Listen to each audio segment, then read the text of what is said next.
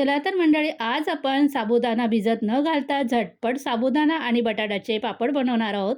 त्यासाठी 1 कप साबुदाणा मिक्सरच्या भांड्यामध्ये बारीक वाटून घेतला. साबुदाण्याची पावडर तयार झाली. ही पावडर एका पातेल्यामध्ये घालून पाणी घालून मिक्स करून एका साईडला ठेवून दिली.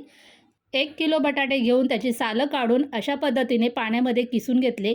3 ते 4 वेळा पाणी बदली करून स्वच्छ असं धुवून घेतला. नंतर हा किसलेला बटाटा साबुदाण्याच्या पावडरमध्ये मिक्स करून पाणी घालून छान असं मिक्स करून घेतला. चवीपुरतं मीठ घालून बटाटा आणि साबुदाणा चांगला घट्ट होईपर्यंत शिजून घेतला. त्यामध्ये थोडंसं लाल तिखट घातलं आणि परत एकदा मिक्स करून घेतलं. मिश्रण थोडंसं कोमट झाल्यावर फॅनखाली एक प्लास्टिकचा कागद घालून छोट्या छोट्या आकाराचे पापड घालून घेतले. फॅनखाली 1 दिवस आणि नंतर 2 दिवस उन्हामध्ये छान असे कडक सुकून इथे मस्त असे साबुदाणा बटाट्याचे पापड तयार झाले. तळून दाखवते. अगदी छान खुसखुशीत झटपट आपले साबुदाणा बटाट्याचे पापड तयार झाले. आवडले असेल तर लाईक आणि कमेंट करा.